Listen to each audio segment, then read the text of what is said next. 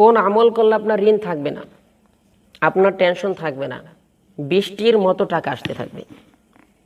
জিজ্ঞাসা করা হলো যে হুজুর এমন কোন আমল আছে কি না?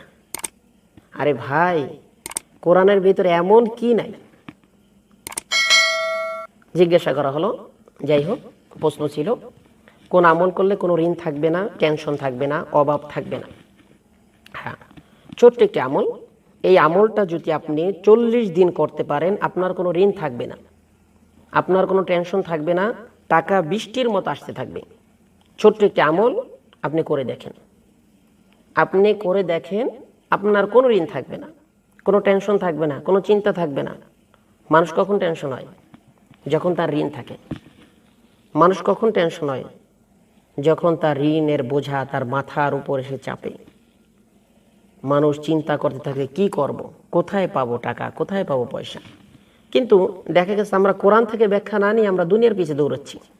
অথচ কোরআনের ভিতরে বলা আছে যে তোমরা যদি ঋণ হও তাহলে আমি আল্লাহ ঋণের ব্যবস্থা করে দেব, অর্থাৎ ঋণ পরিশোধ করার ব্যবস্থা করে দেব।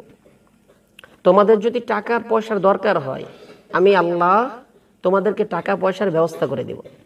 কিন্তু দেখা গেছে কোরআনের থিওরির পিছনে না দৌড়িয়ে অন্য পন্থায় দৌড়াচ্ছে, হারাম পন্থায় দৌড়াচ্ছে, হারাম পন্থায় দৌড়ে অভাবগ্রস্ত হচ্ছে, ঋণের পিছনে দৌড়াচ্ছে।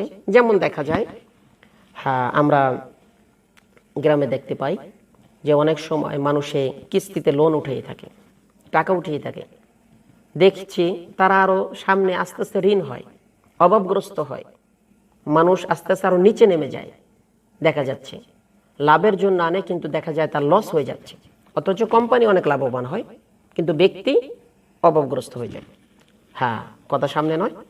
কোন আমল করলে আপনার ঋণ থাকবে না? আপনি এই আমলটা 40 দিন করে দেখেন, আপনার কোনো ঋণ থাকবে না। হ্যাঁ, 40 দিন আমলটা করে দেখেন, আপনার কোনো ঋণ থাকবে না। একটা মোড় ঘুরতে, কোরআনের একটা মোড় ঘুরতে, ইসলামের একটা মোড় ঘুরতে 40 দিন লাগে, যার জন্য 40 দিনের কথা বলা হয়েছে। আমলটা হচ্ছে কি? প্রতিদিন এশার নামাজের পর আপনি 100 বার দুরূদ শরীফ পড়বেন, 100 বার দুরূদ শরীফ। হ্যাঁ, এই জায়গায় আমি একটা ছোট্ট দুরূদ শরীফের কথা বলি। আপনি এই দুরূদ শরীফটা পড়তে পারেন। দুরূদ ইব্রাহিম পড়তে পারেন, এছাড়া আরো যত দুরূদ শরীফ আছে আপনি পড়তে পারেন। দুরূদ ইব্রাহিম, দুরূদ মুহাম্মদ, আপনার যেই দুরূদ শরীফটা পছন্দ হয় আপনি সেটা পড়তে পারেন। আপনি এই দুরূদ শরীফটা পড়তে পারেন, আল্লাহুম্মা সাল্লি আলা সাইয়্যিদিনা মুহাম্মাদিন সাল্লাল্লাহু আলাইহি ওয়াসাল্লাম, আল্লাহুম্মা সাল্লি আলা সাইয়্যিদিনা মুহাম্মাদিন সাল্লাল্লাহু আলাইহি ওয়াসাল্লাম। এই দোয়াটা, এই দুরূদ শরীফটা আপনি 100 বার পড়বেন এশার নামাজের পর, কোনো কথাবার্তা না বলে। যখন আমলটা আপনি শুরু করবেন 100 বার পড়বেন।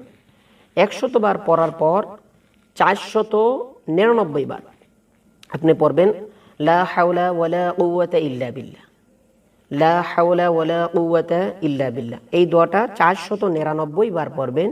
শুধু একবার পড়বেন লা হাওলা ওয়ালা কুওয়াতা ইল্লা বিল্লাহিল আলিয়্যিল আযীম। মোট 600 বার। আপনি এই আমলটা টানা 40 দিন করে দেখেন। 40 দিনের আগেই আপনার ঋণ পরিশোধ হয়ে যাবে, আপনার টেনশন দূর হয়ে যাবে, আপনার কোনো চিন্তা থাকবে না, কোনো ফিকির থাকবে না। আল্লাহ পাক রব্বুল আলামিনের গায়বী খাজানা থেকে আপনার ঋণ পরিশোধ করে দেবে, টাকা বৃষ্টির মতো আসতে থাকবে। আশা করি বুঝতে পারছেন। ওয়া মা তাওফিকি ইল্লা বিল্লাহিল আলিয়্যিল আযীম।